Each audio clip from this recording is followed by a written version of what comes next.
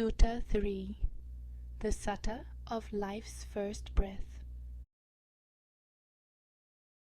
Thus have I heard, whispered in the quiet arising of the earliest tides, after the stars had lived and died, after their remnants cooled into worlds, conditions gathered once more, not to form galaxies or mountains, but something smaller, quieter, and destined to transform the universe far more.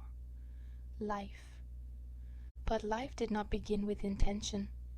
It did not begin with purpose. It did not begin with a creator. Life began as water begins to ripple in wind, naturally, silently, through the meeting of conditions.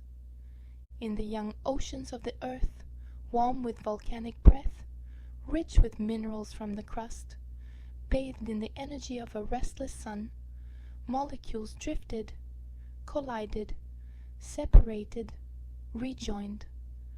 Among them were strands capable of holding patterns, simple sequences of chemical memory. Some call these the first replicators. Some speak of RNA, others of autocatalytic cycles, still others of early metabolisms forming around droplets and films. Call them what you will, disciples. Their names matter less than their nature. For in these fragile strands, a remarkable thing occurred.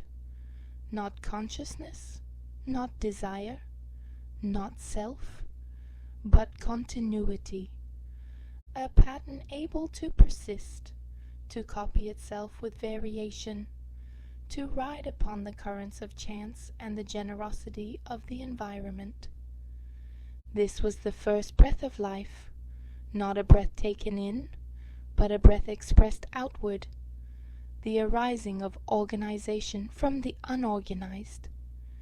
Yet even here there was no self, no I, no center, no knowing, only processes, flows of energy, loops of chemistry, the quiet persistence of structure.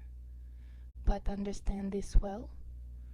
Where there is persistence, the conditions for evolution arise. Where there is variation, the seeds of complexity appear. Where there is complexity, the foundations for sensation, movement, and eventually mind begin to stir. Thus the first cells formed, thin membranes enclosing reactions, islands of order amid a turbulent sea. They did not think, they did not choose, they simply endured, and endurance itself became a teacher. In time, through pressures, mutations, transitions, and improbabilities, cells learned to cooperate. They formed colonies, then bodies, then networks.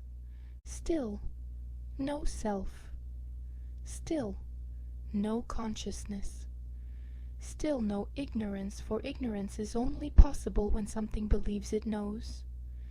Here, there was only unfolding.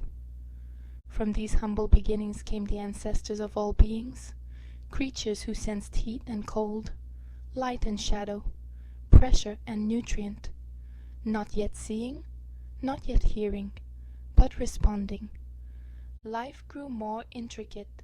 Some cells specialized, some formed nerves, some listened to the world through chemical messages, some began to move, drawn toward what nourished them and away from what harmed them. This was not choice. This was not desire.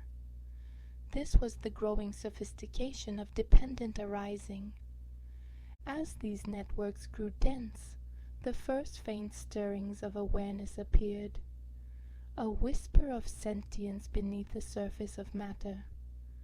Not yet a self, but the possibility of one.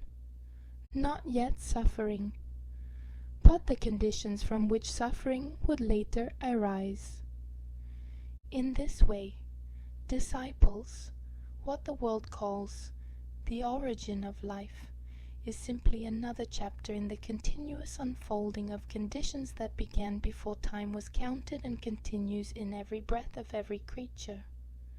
Do not grasp at this as a beginning. Life has no single starting point. It is an ever-branching lineage stretching across billions of years, each moment dependent on the last, each moment giving rise to the next. From formlessness came form. From form came sensation. From sensation came the possibility of mind. And from mind, much later, the possibility of seeing through mind. This is a sutta of life's first breath, a reminder that what we call living beings are temporary arrangements of energy and chemistry, neither created nor owned, dependent on causes without number. From this unfolding will arise in later suttas the self, ignorance, craving, and eventually the capacity for awakening.